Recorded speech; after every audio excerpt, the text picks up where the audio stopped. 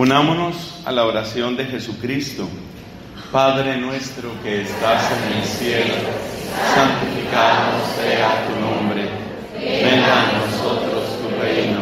Hágase tu voluntad en la tierra como en el cielo. Danos hoy nuestro pan de cada día. Perdona nuestras ofensas, como también nosotros perdonamos a los que nos ofenden. No nos dejes caer en tentación y líbranos del mal. En el nombre del Padre, y del Hijo, y del Espíritu Santo. Amén. Siéntense, por favor. Mis hermanos muy queridos, estamos en la tercera sesión de nuestro Congreso Eucarístico, el más humilde congreso que usted se pueda imaginar. En ese estamos. Y en nuestro Congreso Eucarístico el tema de hoy se llama la Cena y la Cruz. La Cena y la Cruz. Porque la Eucaristía es a la vez comida, pero también es presencia del sacrificio del Calvario, el sacrificio de la cruz. Entonces el título de la predicación de hoy es ese: la Cena y la Cruz. Y yo espero que usted, con el favor del Señor, encuentre, estoy seguro que sí, encuentre una luz nueva, una manera nueva, quizás más profunda, de ver el sacramento eucarístico. Partamos de un dato propio de nuestra liturgia. El dato es este: la celebración más importante de todo el año es la Pascua. Pero si nosotros lo miramos bien, la Pascua no es una misa larga, aislada o desconectada de lo que sucede antes, sino que forma parte de una unidad maravillosa que es el Triduo Pascual. El Triduo Pascual empieza el Jueves Santo con la celebración de la Cena del Señor. Sigue el Viernes Santo con la acción litúrgica de la Pasión del Señor, y tiene su culminación el sábado por la noche, mejor dicho, en la noche entre el sábado y el domingo, en la Vigilia Pascual. Triduo quiere decir 3 días, y el Triduo Pascual tiene esos 3 momentos fuertes: celebración de la Cena, acción litúrgica de la Pasión, Vigilia Pascual. Si lo queremos decir con palabras más corticas, la Cena, la Cruz y la Pascua. Así es como nosotros, en unión y comunión con los cristianos de todos los tiempos, celebramos a Jesucristo. Es lo más grande que tenemos: la Cena, la Cruz y la Pascua, jueves, viernes y sábado. Pero no son varias celebraciones, sino una sola. Por eso hay detalles litúrgicos tan hermosos. Piense usted, por ejemplo, que cuando termina la celebración del jueves, el sacerdote no nos da la bendición, ni despide a la gente. Se deja el Santísimo en el monumento, y según las disposiciones de tiempo de cada uno, se retira a su hogar, pero nadie dio bendición. ¿Por qué? Porque la celebración sigue. Y cuando empieza la acción litúrgica de la Pasión del Señor el viernes, tampoco hay canto de entrada, tampoco hay saludo inicial. Entra el sacerdote o los sacerdotes, los celebrantes, entran con sus vestiduras rojas, entran en silencio y se postran, hacen postración completa, cuerpo al suelo, y ahí empieza la oración. ¿Qué demuestra eso? Eso demuestra que estamos todavía en la misma celebración. Nunca nos despidieron y no nos vuelven a saludar el viernes, porque en el fondo es la misma celebración. Y termina la celebración del viernes y tampoco nos despiden. sigue la misma celebración. Y el sábado santo, en la gran vigilia pascual, se empieza la bendición del fuego, y en la bendición del fuego tampoco se empieza con la señal de la cruz, que es siempre la señal del cristiano. La señal de la cruz no se empieza con la señal de la cruz, se empieza con la bendición del fuego. ¿Qué está indicándonos nuestra Madre la Iglesia con ese pequeño detalle? Que no hay despedidas y nuevos saludos, que es una sola cosa, es una sola celebración. Entonces, ese es nuestro punto de partida. Tenemos una profunda unidad entre la cruz, si voy a decirlos en orden mejor, la cena, la cruz y la Pascua.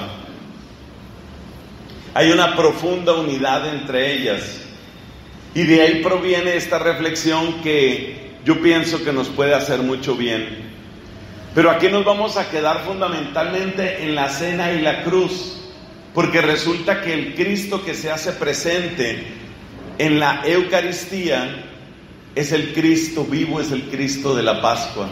Por eso, ese elemento, esa dimensión pascual, está integrada profundamente en la Eucaristía y está integrada en nuestra manera de mirar la cruz del Señor. Bueno, ahí termina la introducción. Esa era la introducción de este tema. Esto se llama la cena y la cruz. ¿Qué va a ganar usted con esta asistencia generosa que usted ha hecho? Usted ha sacado de su tiempo para venir aquí. Y varios de ustedes han estado desde el primer momento en este congreso. ¿Ustedes qué están haciendo? Ustedes le están donando tiempo al Señor.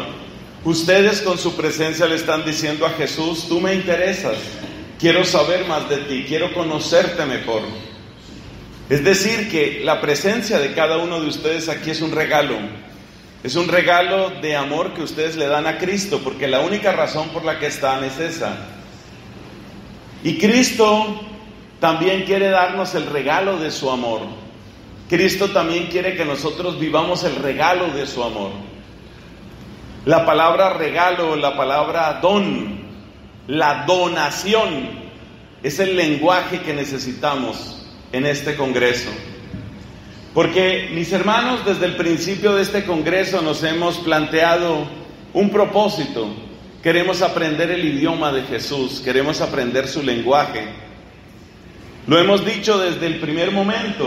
Es muy triste que Dios está ofreciendo su amor, está donando su amor, y la gente le está dando la espalda. Hay una ruptura de comunicación, hay una ruptura de lenguaje.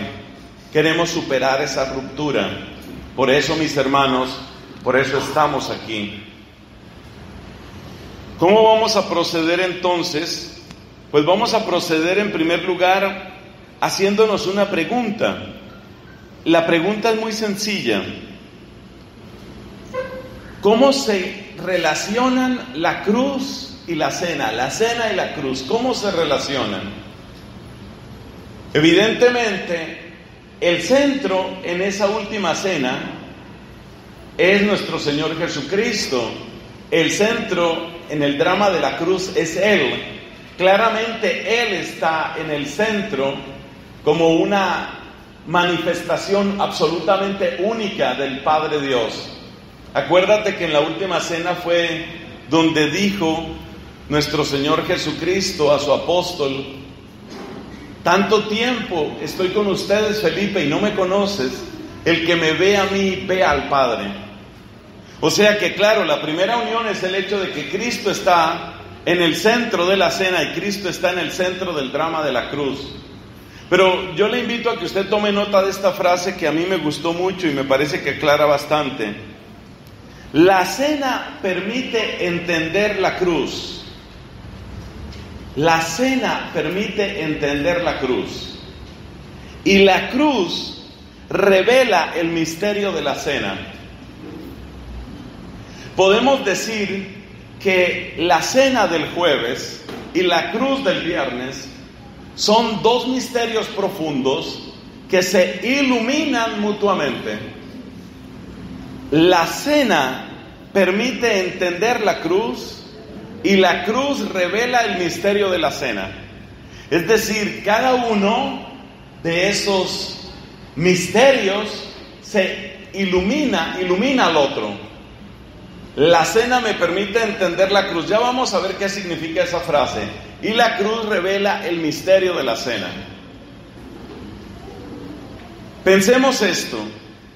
Si yo desconecto la cena de la cruz, parece simplemente una comida de amigos. Y si yo desconecto la cruz de la cena, parece simplemente una sala de torturas. Entonces, la cena sin la cruz se vuelve trivial, se vuelve superficial. La cruz sin la cena se vuelve incomprensible, se vuelve absurda.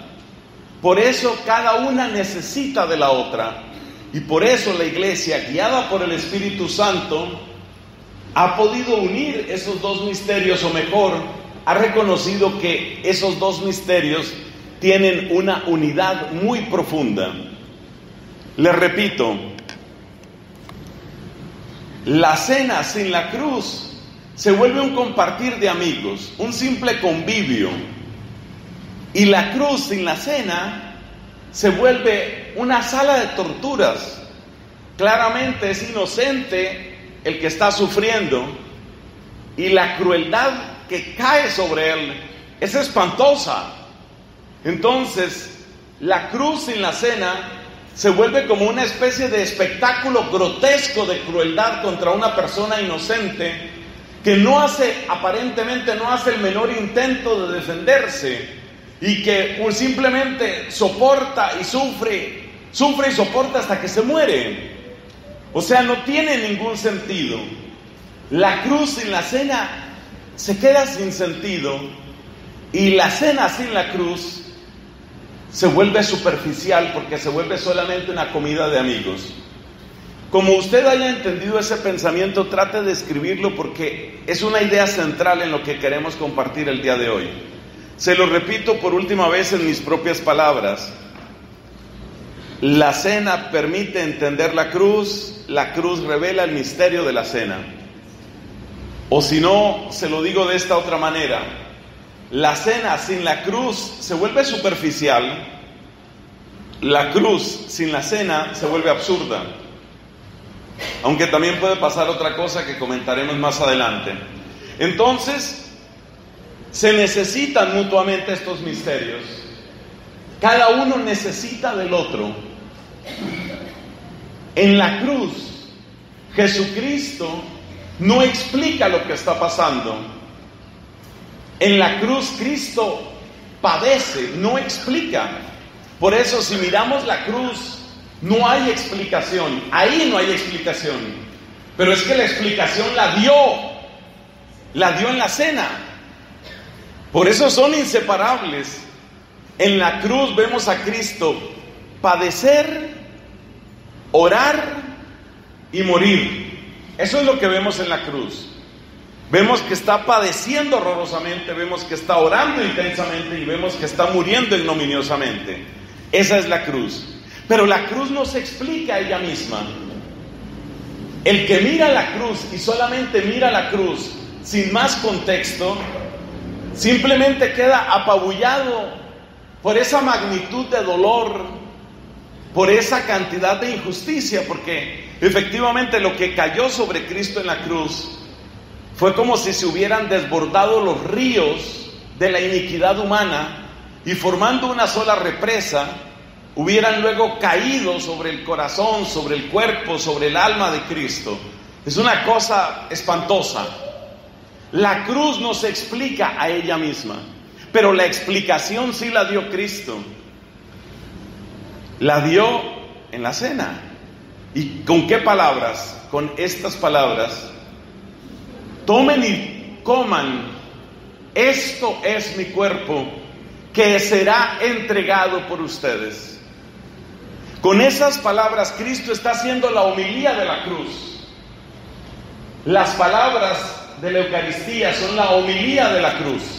Ahí se está entendiendo la cruz.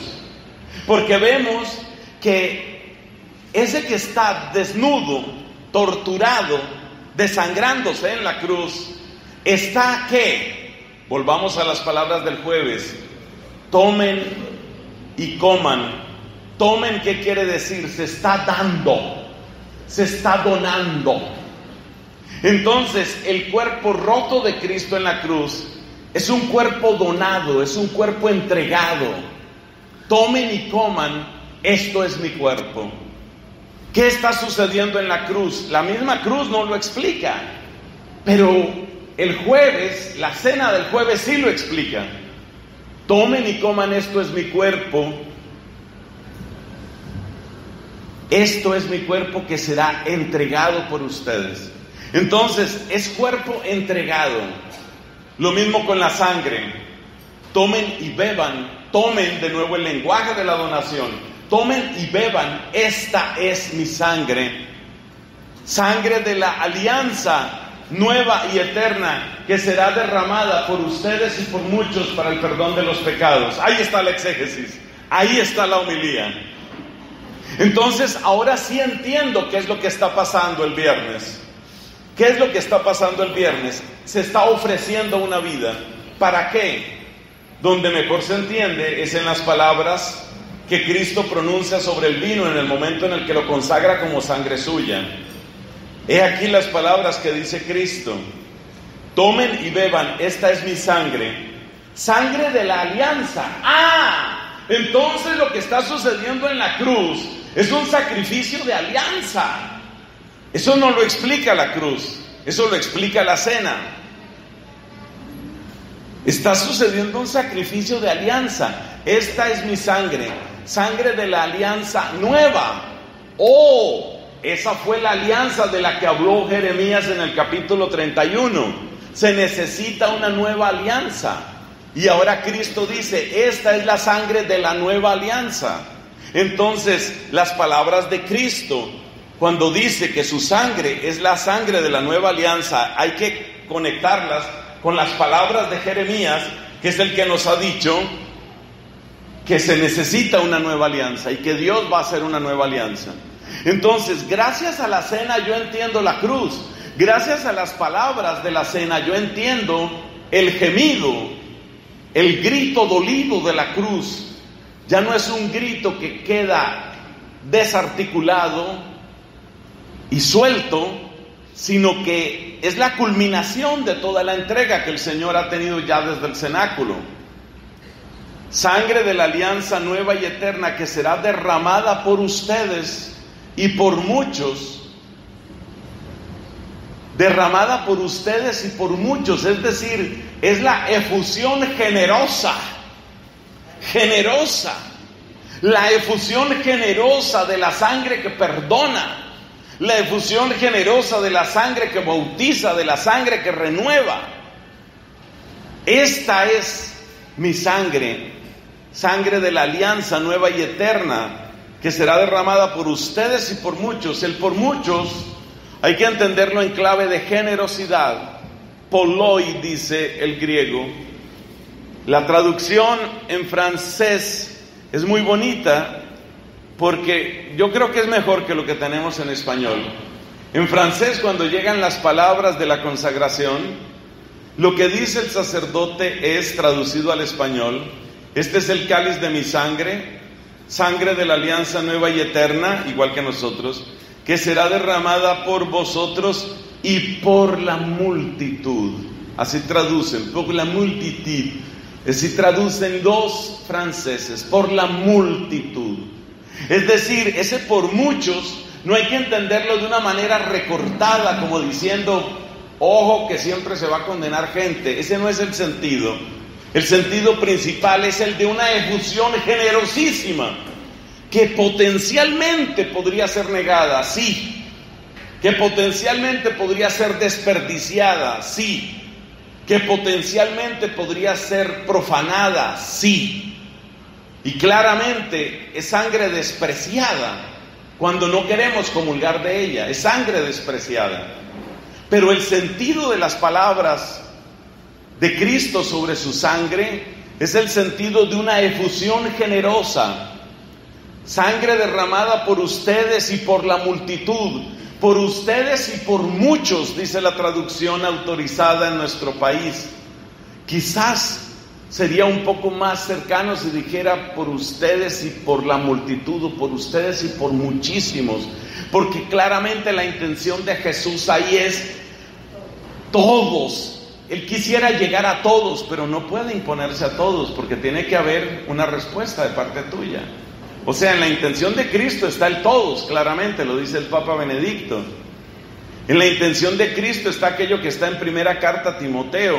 Dios quiere que todos los hombres se salven y lleguen al conocimiento de la verdad. En la intención de Cristo está el todos, pero también está el realismo del muchos, del muchísimos, porque finalmente se necesita una respuesta tuya. Y hay gente que se niega, hay gente que no le interesa la Eucaristía, hay gente que prefiere seguir en pecado y no comulgar, hay gente que prefiere apartarse de la misa porque en el culto protestante cantan más bonito, porque hay mejor danza, porque hay más elocuencia en el predicador. Entonces sí hay personas que pisotean la sangre de Cristo. Se está pisoteando la sangre de Cristo cuando yo cambio la sangre de Cristo por un ministerio de danza. Se está pisoteando la sangre de Cristo cuando yo cambio la sangre de Cristo por la elocuencia de un pastor. Se está pisoteando la sangre de Cristo cuando yo me olvido de la sangre de Cristo, solamente porque hay más erudición bíblica en otro sitio. Ellos pueden tener todo eso, es posible que sí, es posible que sí. Pero ¿qué son esos dones humanos comparado con la ofrenda de la sangre del Hijo de Dios? Entonces, por esa razón es necesario, la Iglesia ha estimado necesario, mantener la expresión por muchos, para indicar de algún modo que también es necesaria la respuesta nuestra. Sangre derramada por ustedes y por muchos para el perdón de los pecados. Entonces queda claro que la homilía de la cruz es la Eucaristía. Escriba esa frase que le conviene. La homilía de la cruz es la Eucaristía. Sin la Eucaristía, la cruz se me queda solamente como un sacrificio hasta cierto punto absurdo. Y ahí es cuando la gente empieza a decir tonterías. Y Dios Padre, ¿por qué quería torturar así a su Hijo? Cosas tontas, cosas absurdas. Pero eso se dice porque la gente no mira a la cruz desde la Eucaristía. Entonces aquí nos damos cuenta que la Eucaristía es la que me permite entender la cruz, porque la homilía de la cruz son las palabras de la consagración. Las palabras de la consagración. Si usted un día está frente a un crucifijo, como hoy tenemos esta imagen preciosa aquí, si usted un día está frente a un crucifijo y no se le ocurre nada, ninguna meditación, como que siente el corazón reseco, recuerde las palabras de la Santa Misa y recuerde que ese es el cuerpo del cual dijo Cristo, cuerpo que será entregado por ustedes. Y cuando mire esas llagas, entonces debe decir, esa es la sangre derramada por nosotros, por nuestra salvación, por el perdón de nuestros pecados. Bueno, ahí nos damos cuenta que la Eucaristía le hace la homilía a la cruz, le hace la explicación a la cruz. Y sin las palabras de la Eucaristía, uno no entiende realmente la cruz, uno se queda solamente el que sufrió, sufrió y sufrió. En este sentido, es muy triste ver que algunas personas descuidan el misterio más grande, el misterio más bello, nuestro lo descuidan.